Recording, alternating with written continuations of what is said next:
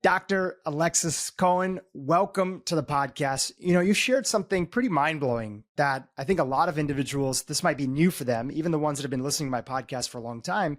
You shared that junk light is, in your view, one of the biggest contributors to chronic disease here in America. Can you expand on that and tell our audience why you feel that way? Yeah, absolutely. So I actually recently put a post about this on my Instagram saying that, junk light, not junk food is the biggest issue that we have in America, and trying to be kind of provocative on purpose because there's so much talk about diet and exercise in our culture and within the space of health. And yet people are getting sicker and fatter every year, and we're not really getting to the point of what's actually fundamentally going on from a metabolic, from a physiologic level, and also from a willpower level. Why are people struggling to execute on these things? So I recently, within the past 12 months, actually about a year ago exactly, really got involved in the area of circadian and light biology and just completely changed my entire approach to health and life, which was already kind of charted out pretty extensively. I lost 100 pounds about 13 years ago, and I really went down the diet and exercise path. I actually developed an eating disorder after losing that weight, and also IBS, and so had a lot of health challenges to figure out for myself. And yet still, light wasn't on my radar, even throughout my time at Princeton, where I completed my PhD in the Rabinowitz lab studying metabolism, and I really was interested in the microbiome at that point too. I thought the microbiome was the foundational thing that we were missing. And yet still light wasn't on my radar. And then after graduation, I came across Dr. Jack Kruse's work. This was last April, and completely it changed my outlook on health. And so the major things that I want to kind of impress on people when it comes to junk light and just understanding the impact of light on our bodies is that we need to kind of zoom out and look at the evolutionary trajectory of our species. So if we think about, our modern human species has been around for about 300,000 years. Up until 1893, so millennia, we did not have artificial light in the home. 1893 World's Fair, that's when kind of the grid electricity was rolled out and people started actually electrifying their homes. Before that, we were really relying on the sun as the primary source of light in our environments. Of course, there was some firelight, some candlelight, moon, stars. These are all sources of light, but they're dwarfed by the actual total output of sunlight that comes from the sun.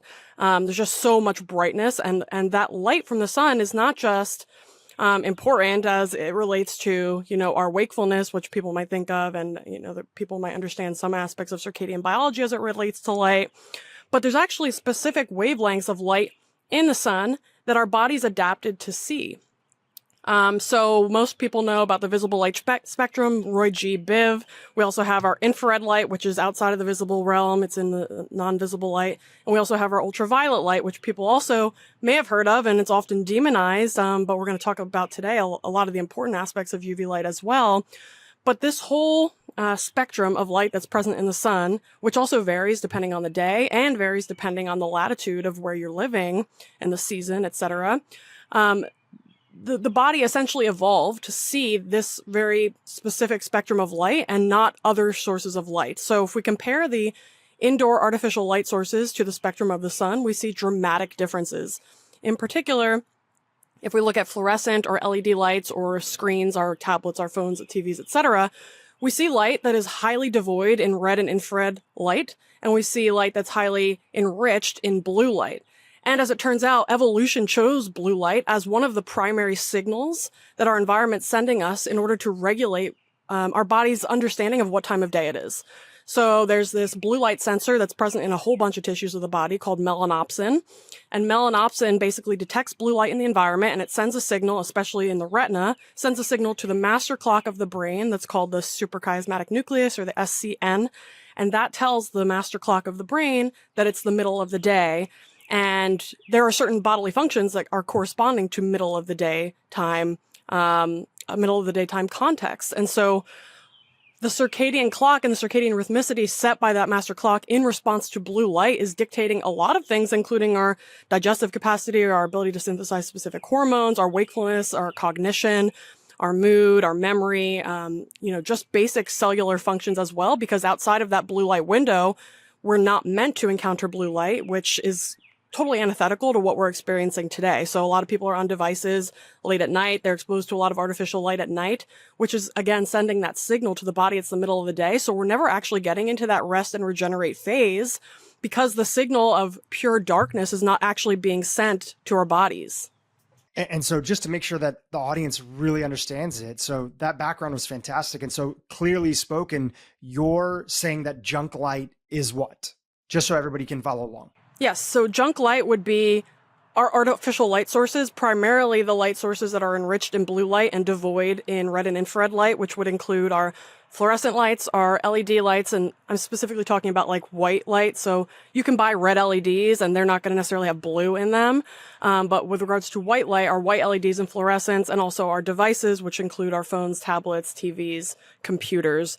These would be the sources of junk light that the vast majority of people have replaced the sun with in their lives. So these technologies are basically the new sun, and it's totally unprecedented within the context of our species because it's essentially akin to having an alien sun in our environments where we're getting a completely different spectrum than our biology is actually expecting, and we did not evolve. You can't evolve in 100 some odd years to this new light. So it's clashing with our internal biological processes and regulatory mechanisms, and it's, I believe, at the root of a lot of the issues, almost all of the issues, I would say, that we're experiencing today with regards to chronic health. So let's talk about some of those issues. What are the implications of having too much artificial light, too much junk light? You and I are recording on a computer right now. You're sitting outside, I'm sitting inside. You're not telling people to not have a computer or a phone or a laptop or other things. We're talking about too much junk light in our lives and not enough natural light that would be coming from the main source of light, which would be the sun. What are the implications of that in our lives?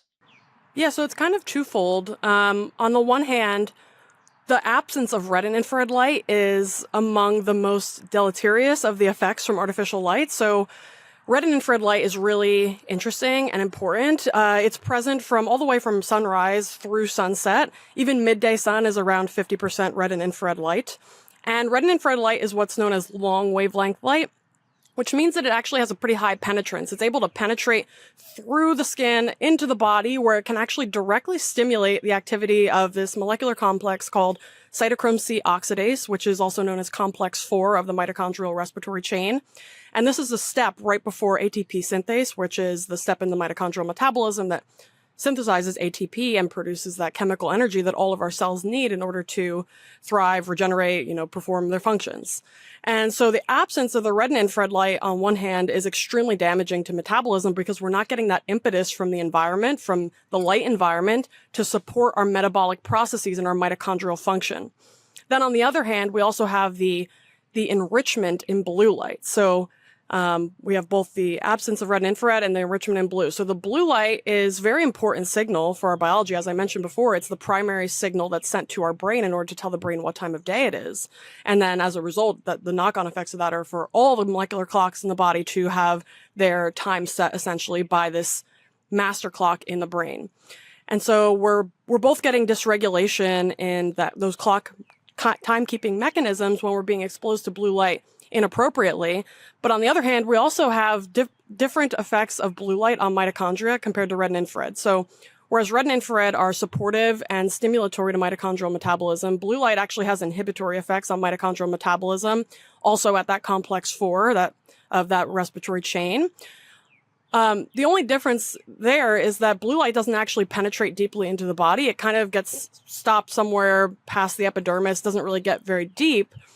But that doesn't mean that it's not having meaningful effects on our bodies. So blue light can then directly affect the mitochondria in the skin. It can also directly affect the mitochondria in the retina and the proximal brain regions. So the retina and the retinohypothalamic tract is what communicates with that master clock in the brain. So if you're getting an excess of blue light, that's going to be directly damaging to mitochondria in the retina, which actually can over time break down those mechanisms and that kind of chain of command that sends the signals to the brain about what time of day it is. So you can imagine that an abundance of blue light in your environment can also lead to circadian disruption outside of like improper timing of blue light, but also by breaking down the physical chain of command that leads to the signal being sent from the environment to the master clock of the brain. To connect the dots there on what you're sharing, give us a few things that people struggle with today. You have a private coaching practice, you work with individuals. What do you see some things, right? We can't maybe attribute everything there to, junk light, but some things could be made worse. What are some of those examples of things that you see people struggling more with when they have too much and an abundance of this junk light? What are some examples? Yeah, so I really want to highlight here that it's not only the junk light that's the problem. I would argue that the bigger problem is the absence of sunlight, and specifically the absence of UV light in the environment, because maybe we can talk about this now then. Like, UV light is extremely important, and if you're living an indoor lifestyle, you're going to be deficient in UV light. I like to think of different wavelengths of light as essential nutrients, and I think it's helpful because then we can think about each wavelength of light in the sun or in our environment, so we can say, are we getting too much of this, too little of this, etc. So if you're living an indoor lifestyle, and even if you're getting natural light through windows, the glass in normal windows blocks 100% of UV light and about 40% of near infrared light. So just by the very nature of living an indoor lifestyle, you're going to be deficient in UV light, which includes both UVA and UVB. And you're also going to be deficient in that near infrared light, which is very supportive to mitochondria. So this is really important when it comes to very fundamental aspects of health, because UV light, specifically UVB light, it's not only the impetus for vitamin D production, which people generally know is very important. I think of vitamin D personally as a biomarker of UV light exposure, not as this marker that we need to optimize through supplementation. And if you look at the literature, that actually tracks pretty closely with what I just said, because the literature on vitamin D supplementation for health outcomes is little to no effect. Meanwhile, the effect sizes of vitamin D status on a whole host of diseases is very large. And so essentially what that's telling us is that vitamin D is a biomarker for the time you spend outside, and spending time outside is protective against a whole host of diseases. But outside of the vitamin D story, UVB light is also the stimulus for the production of this pro-hormone molecule called pro-opiomelanocortin, or POMC. POMC is produced in the skin and in the brain in response to UVB light exposure specifically.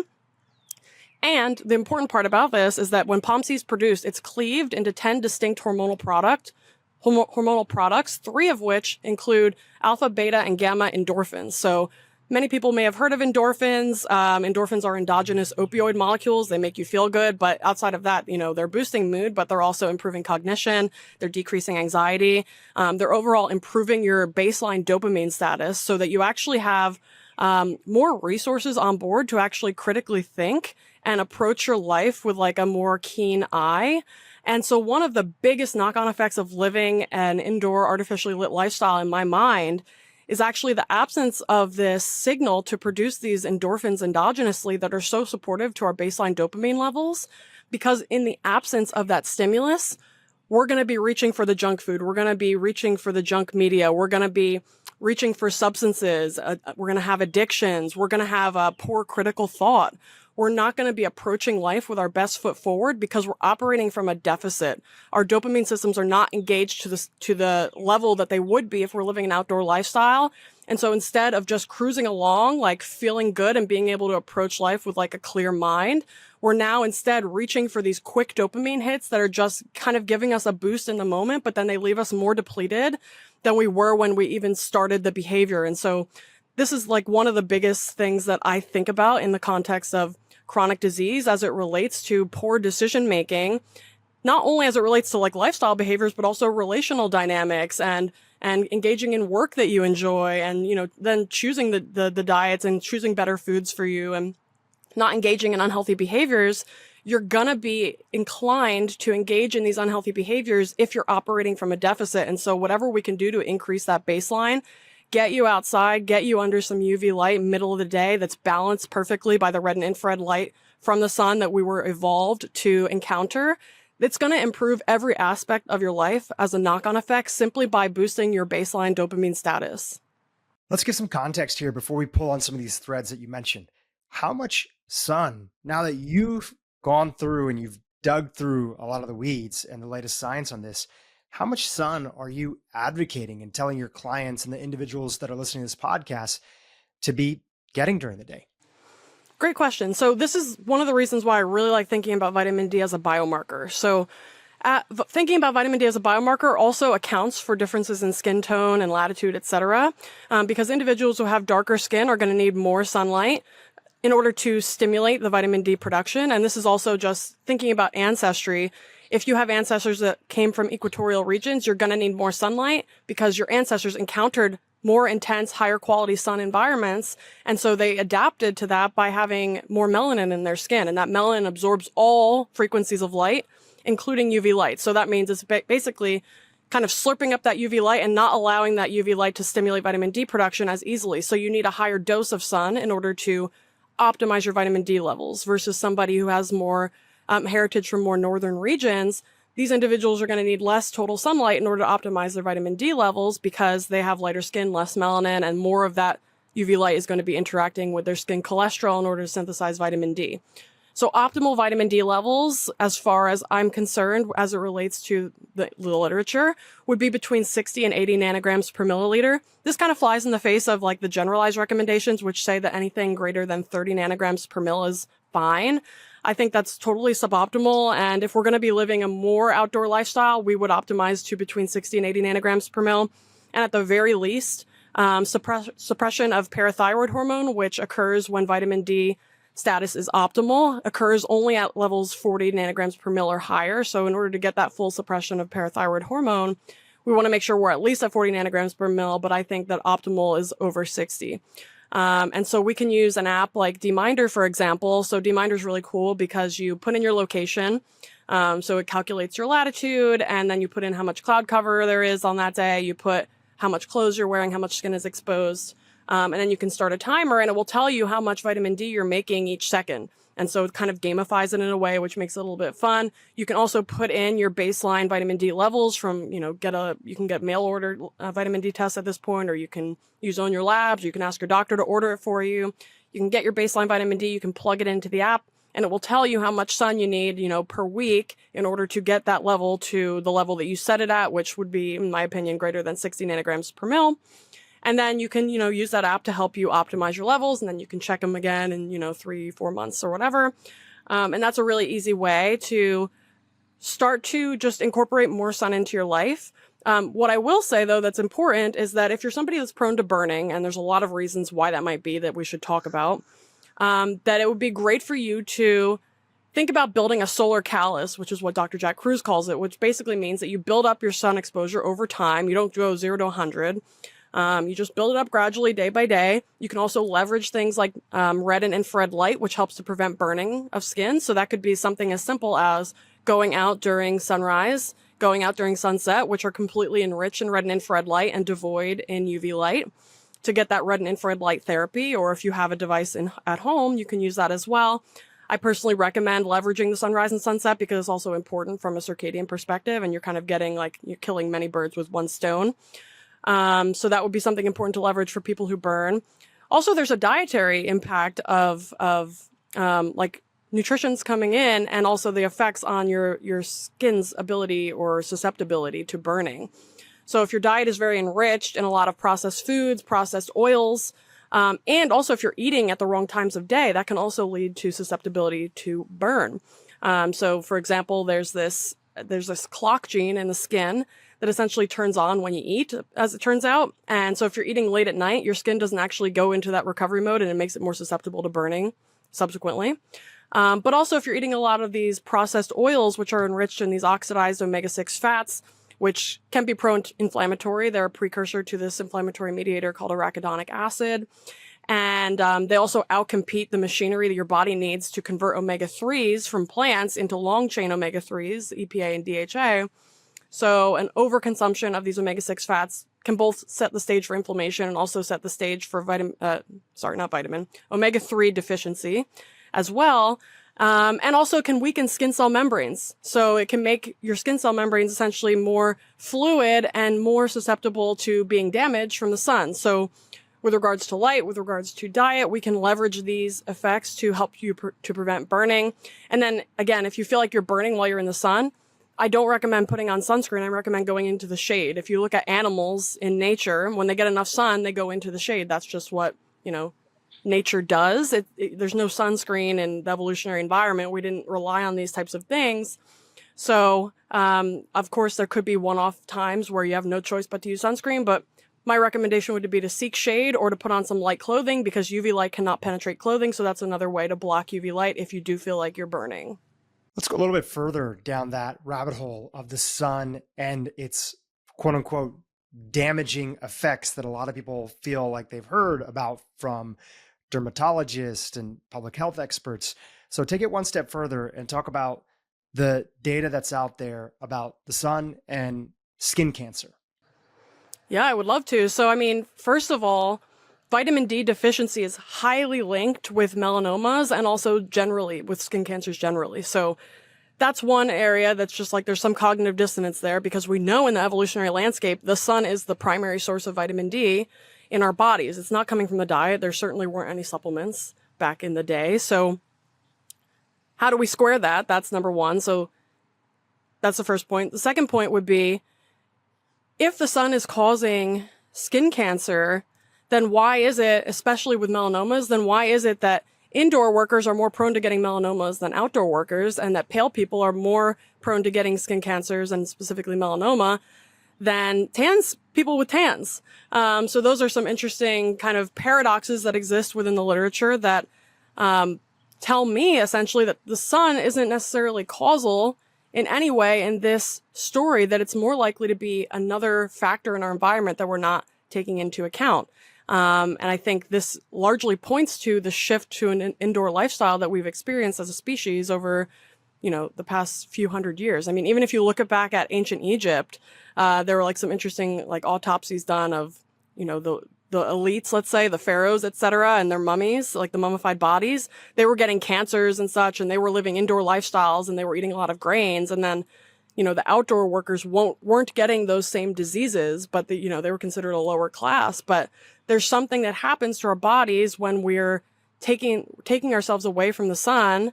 And then also, I mean, engaging in the eating grains is a whole kind of other can of worms. But I think we can tolerate eating a lot of carbohydrates, essentially, if we're getting sunlight. And that's also consistent with the evolutionary environment.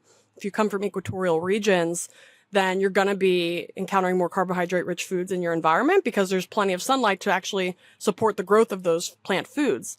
If you come from more polar regions where the ground freezes, you're only going to have access to animal-based foods, essentially, for many months out of the year. And so you're really only meant to eat carbohydrate-containing foods, if you're encountering a more high-quality light environment. And so that's just something else I like to think about, because there's this whole idea or like confusion around what food should I eat, what's a healthy food, what's an unhealthy food, carbs are bad, carbs are good, etc.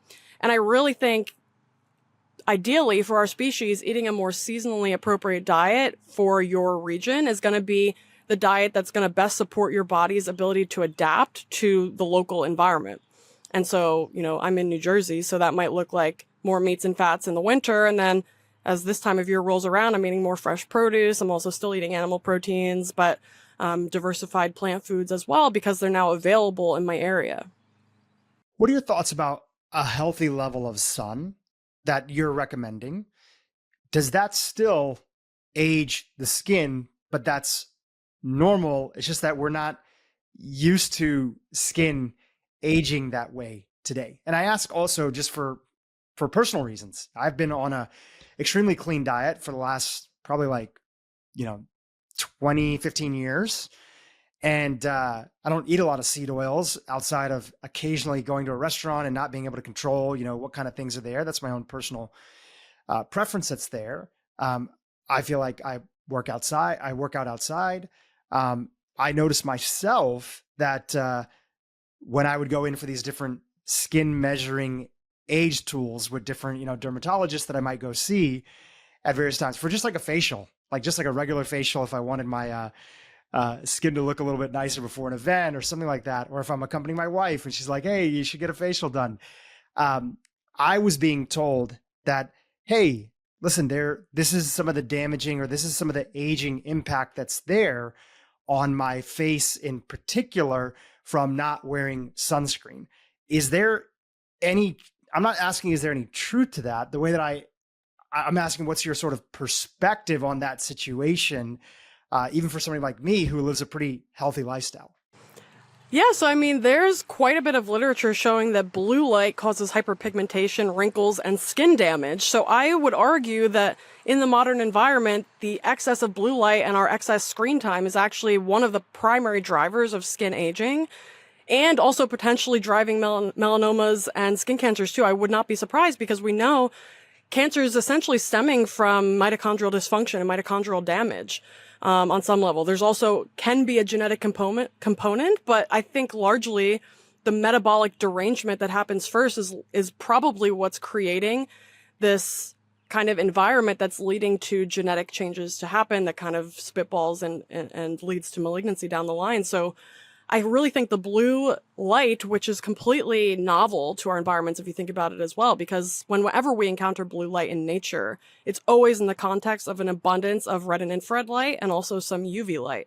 We're not meant to encounter this completely alien light source that's highly enriched in blue light, almost, alone. Like if you look at the spectra for an LED bulb, fluorescent bulb, or your devices, the peak of blue is huge, and then there's like some, tails on each side where you're getting some other color light, but the blue is really predominating. And so I think the more we can either filter our screens and, change our lights to being more warmer hues or red lights, and, using something like Iris on our computers, and you can use native filters on your phones to just help put an amber filter or red filter on to help filter out that blue light.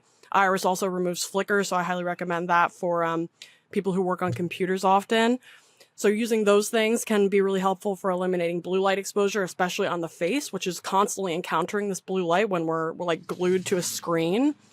And outside of that, I think the aging and the skin aging conversation really boils down to largely mitochondrial function again, and also just the way that our cells are becoming dehydrated in response to living life. So in the modern environment, we have these very dehydrating effects from things like non-native EMFs, from also blue light, which is basically preventing the production of metabolic water in the mitochondria, which is made right after that complex four-step of the respiratory chain.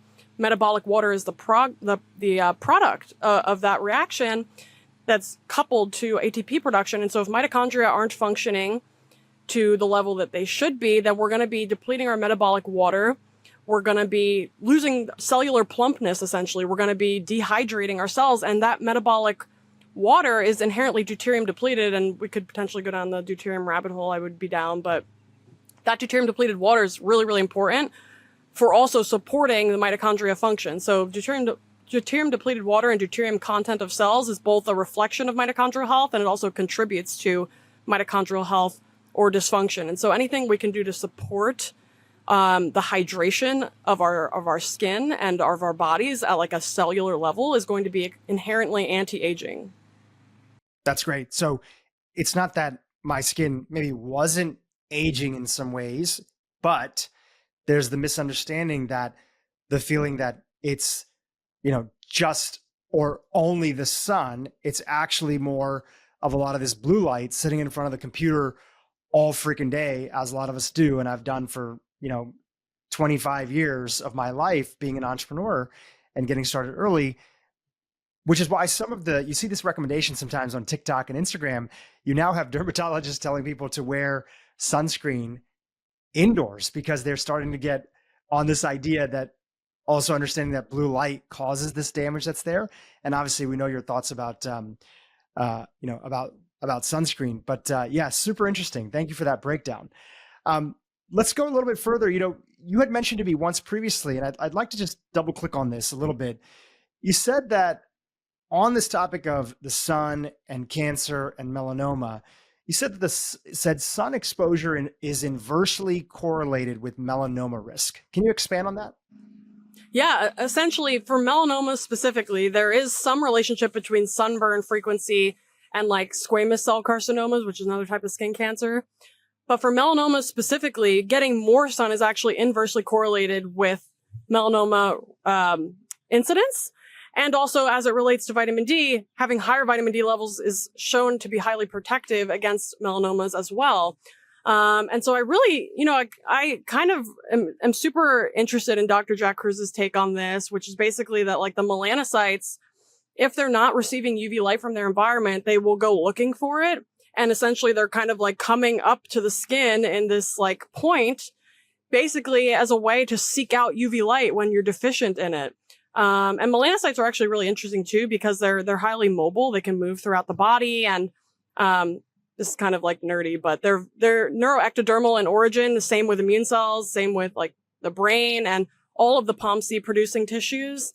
And actually, you reminded me that I really want to circle back also to some of the other products of proopiomelanocortin or POMC cleavage, because it relates highly to human health outcomes, especially as it relates to the obesity epidemic. So do you want me to expand on that a little more, or should I go into that? Sure, please. Okay, yeah. Great. So 2 of the other cleavage products of POMC are alpha and beta MSH. And alpha MSH has been known for a long time to be highly associated with obesity.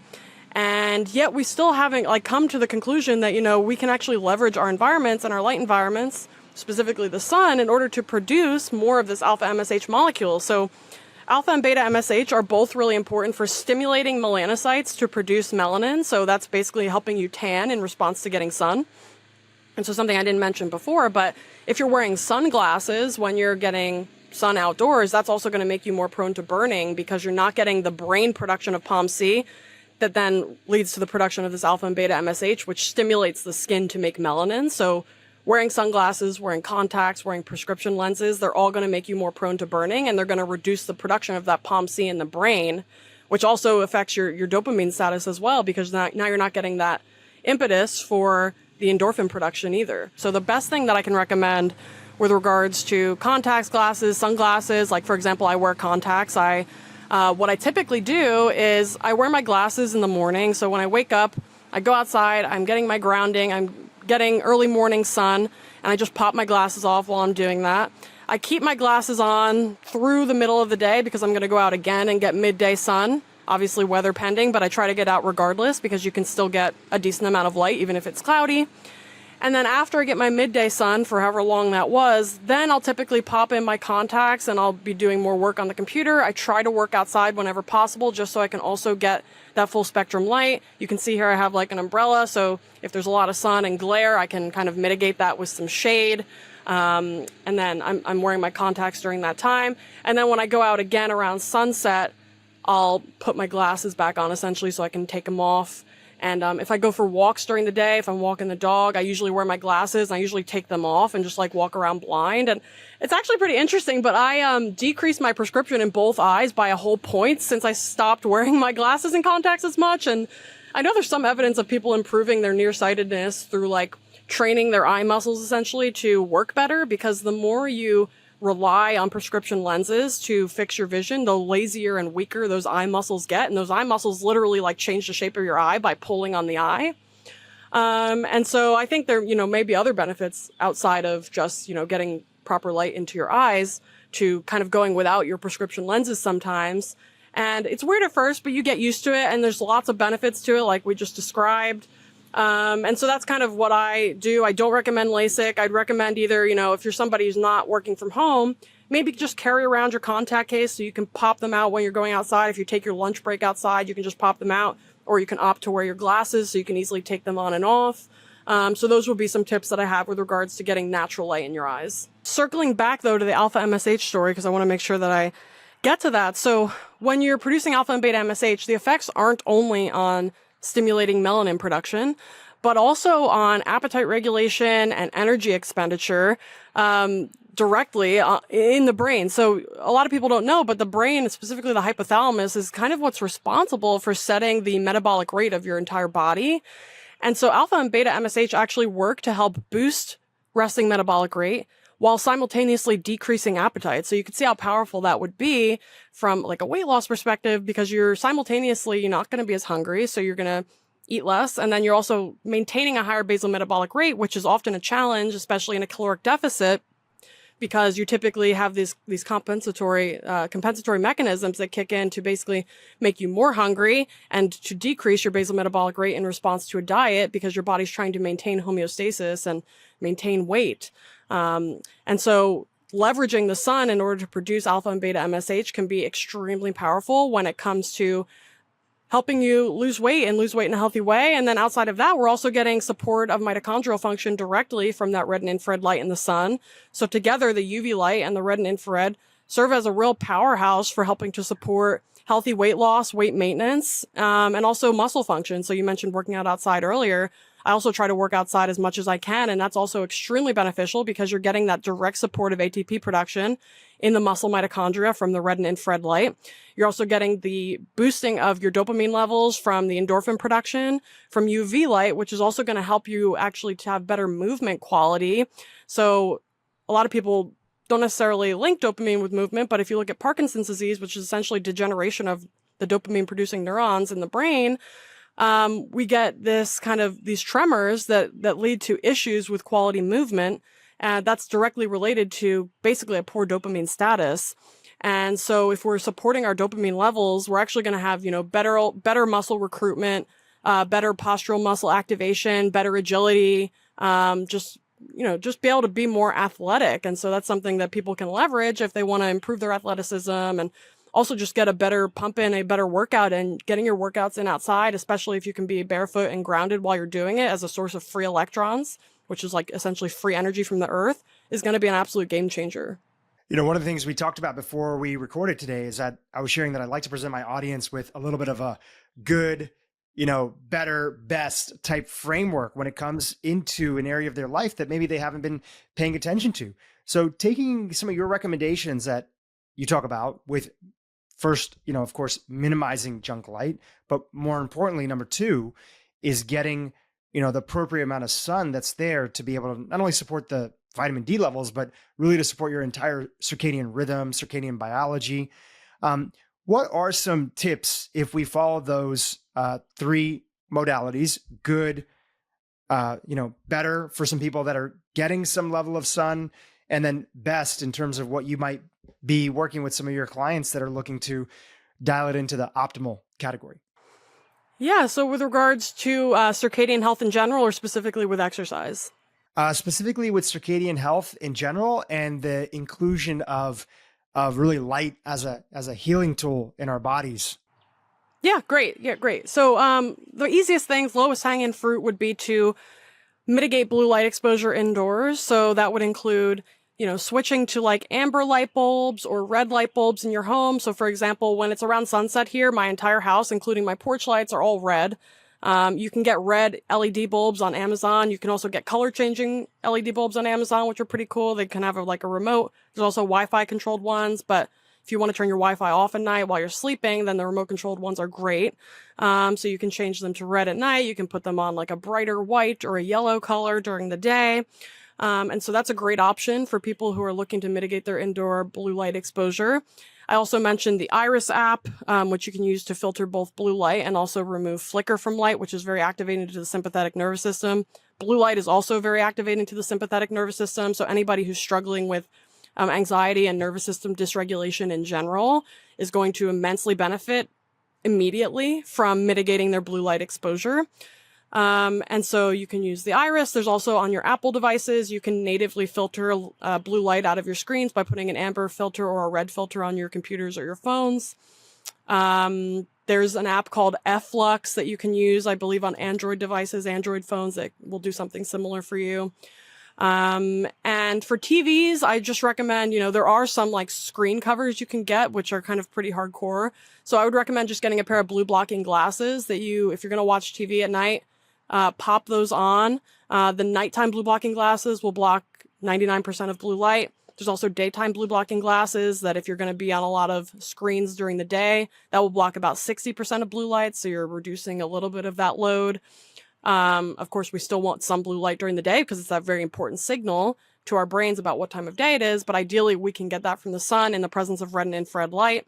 And then having said that, another thing that we can do to help improve our indoor light environments is to add back red and infrared light, which is absent largely within the modern indoor lifestyle. So as I mentioned before, the indoor lights and devices, they're all devoid of red and infrared light, primarily because they're considered like energy efficient, because infrared light is just another word for heat. So heat is seen as this waste product, and it's not recognized as this very important light source that actually supports our mitochondrial function. So adding back red and infrared light into the environment can be great. You can use, a red and infrared light panel, just have it like running in the background if you're on a computer or watching TV. It's good to just like have it on. It can even be in the distance, doesn't have to be super up close, but anywhere is fine. If you're going to try to use it therapeutically for like wound healing or injury remediation, then you want it to have it a little bit closer. But if you're just trying to get the benefit for your eyes and in general to support the whole total light environment of the space, then you can just have it kind of running in the background. So those would be some major things that you can do with regards to improving your indoor light environment. And then even if you can only get out for, a couple minutes in the morning, like 10 minutes in the afternoon or 15 minutes on your lunch break, and then, pop out for sunset and eat your meals outside if you can, it's going to make a huge difference. And there's even recent research that shows that if you eat carbohydrate containing foods in the presence of red and infrared light, that you get less of a blood sugar spike. And that's literally because that red and infrared light is directly supporting mitochondrial energy production and the clearance of excess glucose from the bloodstream. So something as simple as taking your meals outside, especially if they contain carbohydrates, is going to be a huge win with regards to your metabolic health and your glucose regulation. That's fantastic. And if somebody is listening today and they're like, hey, look, I do a lot of the evening stuff. I have the red lights, or I use the blue light blocking glasses that are there. I feel like I get a good amount of, I go out in the morning, whether I follow, the Huberman protocol or somebody else's, I get some sun in the evening that's there as well. I try to spend some time outside. Is using red light devices, and there's a whole bunch of them that are out there. Is that something that can be brought into, in a therapeutic way, support energy, cognition, other stuff? How are you using those, and when would you be recommending those? Yeah, so I think if you have a home gym space and you maybe don't have space to work out outside, using the red and infrared light panels while you're working out can be a huge win. I've personally noticed in my own life that if I work out in front of those panels, I do not get sore. Similarly with working out outside, I don't get sore. And my gym membership, I have a lifetime membership, and we recently went back like a couple weeks ago because it unfroze. I had it frozen for a while. And, I did a pretty standard workout for myself. It wasn't anything crazy. And I was crippled for like 4 days. And it just really blew my mind. And I was just connecting the dots. And I was like, yeah, we're under these like very harsh LED lights in there. We're not getting any of the red and infrared light to help support your muscles function in response to that exercise and the muscular contraction and the energy production that's required to facilitate that. And so it makes sense, honestly, from like an efficiency standpoint, that if you can be working out and moving your body under red and infrared light in some way, whether that's the sun or indoors, that's going to be a win. So that's one use for those panels. I also think that if you're somebody that's prone to sunburn, like I mentioned earlier, you can leverage those panels to kind of prep your skin both before and after sun exposure to help reduce burn. And outside of that, if you have any injuries or specific areas of your body that, maybe have some mitochondrial issues, let's say you have thyroid problems, or, that you're exposed to mold, for example, which is essentially like these mitochondrial toxins that you would encounter from mold toxin. And then, maybe you have like a broken ankle or, some injury, then you can also channel the red and infrared light, use those devices specifically on areas of concern. I think sun would first and foremost be the most powerful source of red and infrared light for injury remediation and healing, but using the red and infrared light panels inside is going to be way better than not doing anything at all. The biggest difference is that from these red and infrared light panels, you're really only getting about 4 or 5 wavelengths of red and infrared light, and the sun, you're getting like this broad spectrum of different wavelengths of light that we're probably, just scratching the surface on the benefits of each. So I think leveraging what nature gives us is probably going to be the biggest win, but you're absolutely still going to get a benefit using these panels indoors for specific areas of concern. At the beginning of the podcast, just taking a little pivot, you mentioned your story. Talk about your story here in the context of how your awakening and your moment of understanding how important circadian biology was shifted your story and helped you continue your journey of trying to shoot for optimal health. Yeah, I mean, so I'm somebody who's always learning and always looking for new information. I would never consider myself an expert in anything because I literally am just absorbing new information practically every day. And so I always reserve the right to change my opinions on and my takes on anything. But like I mentioned, when I was at Princeton, so I was studying metabolism in the Rabinowitz lab, which is top metabolism research lab in the world. And I was largely studying the effects of ketogenic diet and high carbohydrate diets and fasting on tissue metabolism and how tissues are basically changing in response to each, which was super interesting. And also during that time, I discovered Joel Green's work in the immunity code and really got obsessed with the microbiome, especially because I had dealt with that IBS that I mentioned. And then I also had a really terrible dairy intolerance, dairy allergy situation that arose following that IBS. Just to backtrack, I found that dairy was like the major trigger food for me. And when I removed it from my diet, all of my symptoms went away. And so I had not eaten dairy, even butter, like completely strictly removed dairy for about 5 years. And when I reintroduced it, I had a pretty severe response to it, like a severe inflammatory response to it. And so I got really interested in the microbiome because of this idea that you can train the microbiome to digest foods for you, and also modulating the microbiome can help to improve gut permeability, so reducing gut permeability and improving the integrity of tight junctions, overall reducing inflammatory burden, not only in the gut, but the whole body. And so I thought, the microbiome was just super interesting. And then I also love this topic because it tied really nicely in with, once I started going down the light rabbit hole, I learned about this gut-skin axis that exists so that when UVB light hits your skin, it directly modulates your microbiome to increase microbial diversity. And so it felt like a full circle moment for me where it's like, yes, the microbiome is so important. And again, it still comes back to sun because that's also a major regulator of microbiome composition. And it really has kind of made clear to me that the reason that diet has become such an important input to shape the microbiome in modern society is because we've removed all the other inputs. We've removed nature. We've removed the sun, which, nature is full of, trillions of microbes, viruses, fungi that we're being exposed to and that are training our immune systems to be tolerant and adapted to our environments. And so removing ourselves from that natural environment into like a semi-sterile indoor environment, removing ourselves from the sun that completely strip away that gut-skin axis that's activated by sunlight and helps to shape and stabilize a more diverse microbiome. Now, diet is really the last thing coming into the body that's influencing microbes. It's kind of like the final frontier, and so no wonder it's having such a big impact on microbial composition in the modern day. But I think if we're leveraging the full spectrum, like the kind of the trio, the nature, the sun, and the diet, then that's when we're going to get these really meaningful and prominent shifts in our microbiome that are going to help us to reduce our inflammatory burden, improve our digestive health, improve, food allergies and sensitivities. I completely reversed my dairy issues through microbiome training and optimizing for bifidobacteria and Akkermansia, and now also leveraging sunlight to help activate that skin-gut axis and help to stabilize those healthy microbe communities so that they're less labile and less likely to change in response to changes in the environment. And so I really, think about my journey and how it's kind of come full circle in a way, but it just keeps kind of expanding upon itself. And so I'm always just so excited to acquire new tools and new ways to help people and to help myself. And so, yeah, light has kind of been a very fundamental kind of glue that puts everything together that I had learned previously and puts it within a new context. Just because you mentioned it, would you mind expanding on a little bit about why your focus on, like, how did you even get to the place to understand that bifidobacterium and Akkermansia were things that you needed to go further down the rabbit hole on to help you?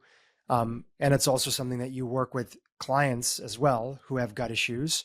Why were those two things so key based on all your research and you working in this lab? How did you come to that conclusion? Yeah, so when I was at Princeton, microbiome research was really starting to take off, and I was involved in a couple projects in the lab surrounding this topic.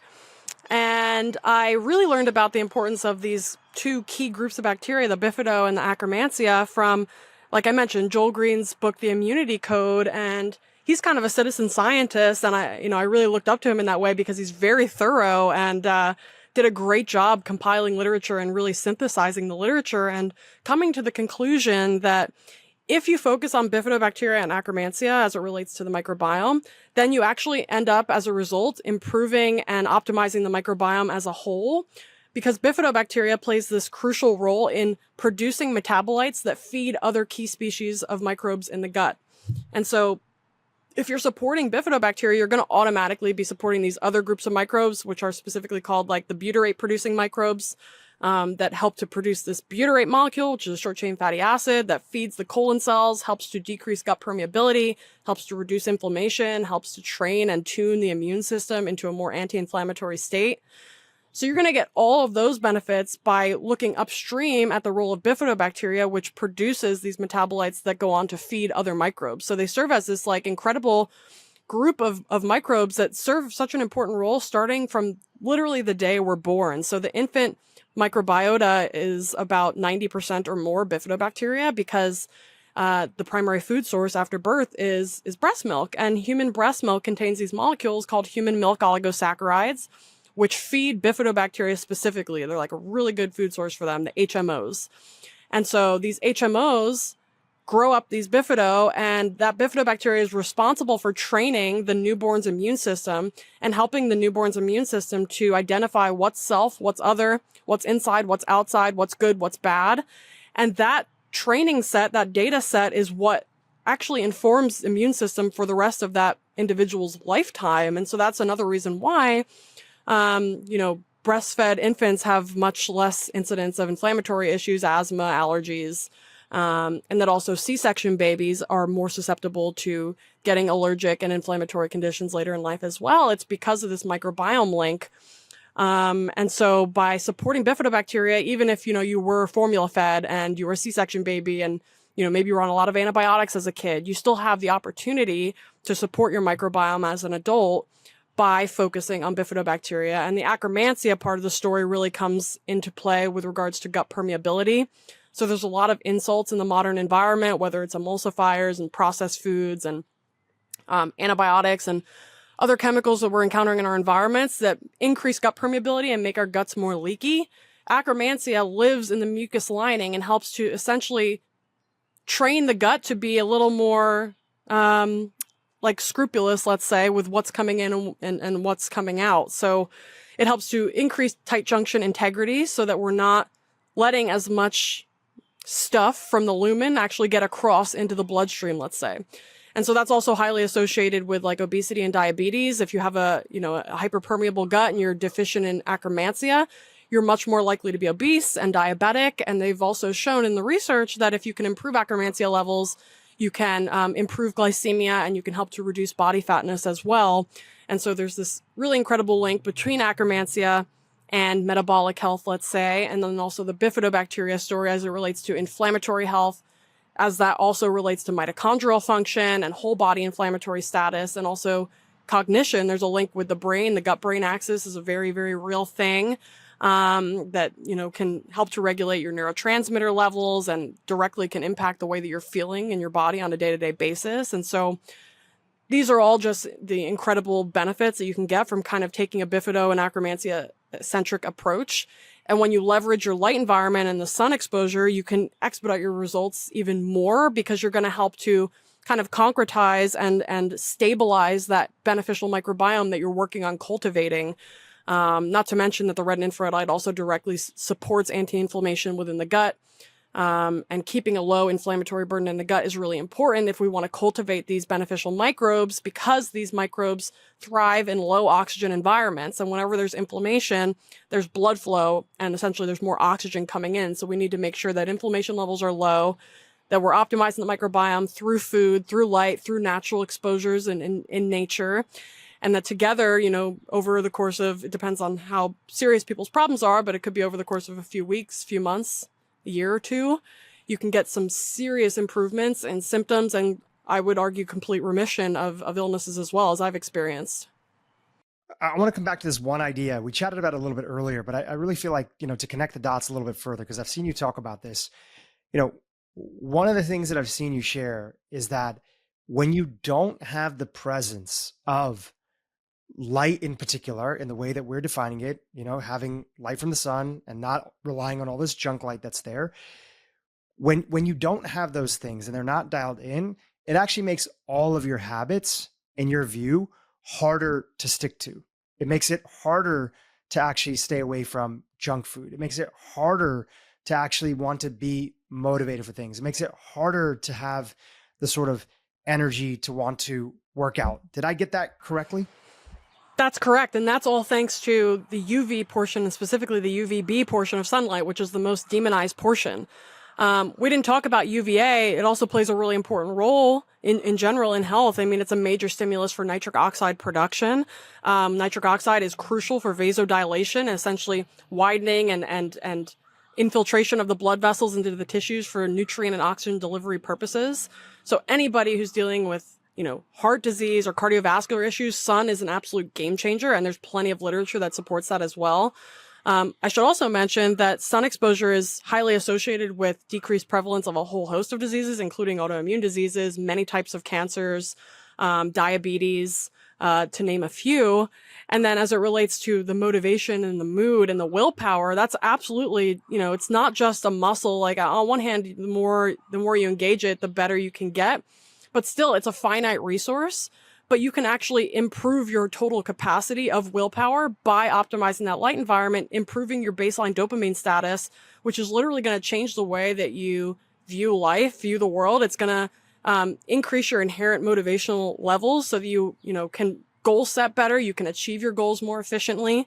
You also just get more of a wide panoramic view of life, and you're able to see the bigger picture. Something a lot of people suffer with in the modern day lifestyle is nervous system dysregulation and just kind of getting stuck in this sympathetic state, which can be directly attributed to that junk light environment and that blue light exposure, which is always turning our nervous system on and like burning us out. So that blue light, without the balancing effects of the UV and the red, which help to just make our nervous systems more flexible and increase our HRV to basically increase the ability of our nervous system to go from parasympathetic to sympathetic more easily, it's going to have many knock-on effects, not only to your mood stability and just your, overall feelings of well-being, but also your digestive health, as it kind of comes full circle there, because we need to be getting parasympathetic in order to actually digest our foods appropriately. And how many people are, eating on the go? They're eating while they're super stressed out. They're not chewing their food appropriately. They're eating while they're in front of screens. All of these things, all these behaviors are pushing you into a sympathetic state while you're simultaneously asking your body to get parasympathetic while you're eating. And so, making just some mindful choices around our light exposure, especially around meal times, but just also in general, is going to improve the quality and the flexibility of our nervous systems tremendously. And that just has so many knock-on effects to every aspect of our life, because it's going to change the way that we're making decisions. It's going to change the people that we surround ourselves with. It's going to change the quality of our relationships. It's going to change the depth of our relationships. It's going to change the depth of our relationship with ourselves as well. So I think in my personal experience and my work with clients, so much can improve when we start to even dial in our light environments, even 10, 15%. It doesn't have to be everything at once, but just little bits, a few minutes here and there when you can, is going to make a big difference, and it's going to make you want to do more. That's fantastic. Dr. Cowan, on this topic of light, you're a wealth of knowledge, and you've been posting a lot about it, and you have all these great studies that you've collected that you share on Instagram, or breakdowns, or you're sort of connecting the dots for individuals. Anything else on this topic of light that you feel that we didn't get a chance to go into that you feel is super important for the audience to learn about here, especially as we are winding down on the interview? Yeah, so I mean, what I'll say is that I just like to really think about connection with nature in general as this very important aspect of health that's just not really thought about, especially through the modern lens. I think we take a lot of it for granted, and obviously within a generation, we only know what's normal for us, but just what's normal for us isn't normal at the evolutionary scale of things. And we can't really subvert nature's rules. We can try to get around them, but it ends up creating a lot of suffering for us. And so the quicker that we can come to terms with the fact that what we're doing and how we're living is not suitable for our biology, the more quickly we can just come up with new solutions. So the worst part about like this entire story is like the level of gaslighting that occurs from the powers that be and the status quo systems that like none of this stuff matters, blue light doesn't matter, like that there's just like no discussion about the harms of these things within the mainstream environment. And it's frustrating because as soon as we can just acknowledge that this is happening, we can just make better tech that's not going to harm us to this extent, and it's going to be more supportive to our function. And so it really comes back to just identifying and understanding the importance of light and specific wavelengths of light as it relates to how they're interacting with our bodies and regulating our metabolism and physiology and neurochemistry and endocrinology and all of these things. And once we can just understand and acknowledge that, then it's only a matter of time before really cool tech can be developed. Like Daylight Company is making these new tablets and laptops that are completely absent of blue light. So that's going to be changing the game in that department. There's so much that can be done once we get to a point of just being honest about it. And so I just always urge everybody to just kind of do an honest survey of your life. You know, most people know that screens aren't great for them. Most people feel really crappy after being on screens for long periods of time. This isn't like a revelation, but just kind of getting back in touch with the natural cues that our body's sending us and just kind of following those instead of constantly overriding our endogenous signals and intellectualizing everything. Sometimes it's like the answer is really simple and we've known it for a while, but we've just been ignoring it or numbing it, whether it's a symptom of an issue or, you know, just feelings of burnout or whatever it is, resentment, whatever it is. If we can just, you know, follow those threads of intuition that our body's telling us, then we can kind of come to solutions and answers more quickly and reduce our level of suffering. And so just being honest in general, whether it's with technology or with ourselves, I think, you know, just ends up making a huge, huge difference in the quality of our life. So that's what I would say about that. I'm really excited for the future. I'm really excited about this area of light biology and quantum biology. I think it's going to be a real game changer as it comes to human health. And I'm really excited to contribute even a small amount to that project. Great. How can our audience follow along? And also, if you wouldn't mind mentioning, you also have a podcast of your own as well. Yeah. So my podcast is called Undoctrinate Yourself. I started it last October. I'm really excited about it. I actually had Dr. Jack Kruse on in January. So he was obviously a major influence for me on my circadian biology and light biology journey. So that was a real honor. And I've had a lot of interesting guests. So I've had about 20 episodes so far. So you guys can go check it out. It's on Spotify and YouTube. And I also have my business. I don't do too much one-on-one work anymore, but I do offer a lot of coursework. And I have a live program that's starting in actually this week on Thursday that's relating to redox and detox. So redox being basically your mitochondrial function and mitochondrial health. And detox basically being supporting your cellular and systems level detoxification levels so that you can, you know, properly engage with your environment in a way that's not leading to stagnation and accumulation of whether it's metabolic waste or environmental toxins, et cetera. So that's kicking off. It's going to be a 90-day program that starts this Thursday. I also had a 21-day reset program that taught all about circadian light biology, mitochondrial health, and metabolic health that people can take now as like a self-guided course. And then I also have 3 courses through my business. There was a health optimization boot camp I did that basically walks through a lot of the protocols I use in my practice. And then I had a scientific literacy intensive course that teaches people how to engage with scientific literature and be able to kind of dissect it and understand the anatomy of a paper and understand what's a good study and what's a bad study. And also just like the hierarchy of evidence and being able to critically assess literature. So that was another course that I had that's all self-guided now. And then my 3rd course was Metabolic Mastery Mentorship, which was an 8-module course that basically unpacked metabolic health as it relates to every organ system and also the circadian link as well. So those are all self-guided now. I like doing live courses, so that's something I'm probably going to consistently show up with for the foreseeable future.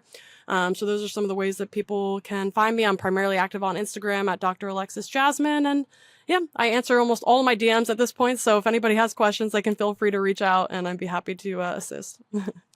Amazing. Well, we'll link to all that, including your podcast, your Instagram, your courses in the show notes below. This has been fantastic. You've definitely gotten me, since the first time that we connected, gotten me more excited about getting more sun in my life in a way that's healthy for me. And so I want to acknowledge you for that. Dr. Cowan, thank you again for coming on the podcast. Thank you so much for having me. Actually, I will add one more thing I just thought of that's important with regards to an actionable perspective. If you're getting midday sun, the biggest bang for your buck areas of your body to expose are your abdomen and your calves, because there's nerves under the skin of the abdomen and the calf area that are extremely primary POMC producers. So that means that you can kind of make the most POMC, get the biggest bang for your buck, let's say, by exposing those regions of your body to UV light from the sun. And so if you only have a short period of time to get some sun midday, I would recommend exposing your belly and your legs and kind of, getting the most out of that session that you can. So I just wanted to add that because it's super actionable and pretty easy for people to accomplish if they have, even like a small private area somewhere in like a balcony or a backyard or whatever. But even if not, they could just wear a crop top and like shorts and you're good to go. That's awesome. Yeah. And just to clarify for people, you're not talking about, when we're talking about sun exposure, and I don't think anybody would have this idea, we're not talking about telling people to tan the way that you saw like tanning back in the day, right? We're talking about just even a little bit of sun exposure throughout the day makes a huge difference, especially if people are getting nothing. And then you build your sort of your tolerance up, your sun callus up to the point that your body can be able to tolerate. But we're not talking about tanning in the traditional sense. Is that accurate? Well, so the solar callus is actually melanin production. So if you're doing it right, you're going to get tan, not burned, which is a good thing because I mentioned earlier, melanin, those melanocytes are actually very mobile. And as it turns out, there's like really important areas of like deep in the body that are enriched in melanin, which, not only includes deep brain regions, but also in the heart, the blood vessels, etc. And because these melanocytes can move around, there's some evidence that essentially if you're developing a tan on your skin, your body can actually pull that melanin into itself and use it to support these functions of these organs deep in your body and these tissues. So I think there is a major benefit to developing melanin on your surface because your body can then repurpose that in other areas. Doesn't mean you have to go crazy. I mean, you don't need to look like an orange and leathery by the end of the summer, but developing some of a tan, I think, is going to be beneficial, especially as it relates to like then going through the winter time, especially if you live in a northern latitude, that melanin can then actually be repurposed in a productive way within the body. No, that's great. You made the distinction between burning and tanning. And I think, realizing it, I was talking probably about burning, the way that people would burn on the beach. Oh, yeah. Traditionally in the past. But thank you for that distinction. That's super helpful. You're welcome. Thank you again for being on the podcast. Thank you so much for having me. This was fun. Hey, YouTube, if you enjoyed what you just saw, keep watching for more great content on how to improve your brain and your life. I look at two main ways to reduce inflammation in the diet, okay? And that would be eating monounsaturated fatty acids and omega-3 fatty acid-rich foods, and then eating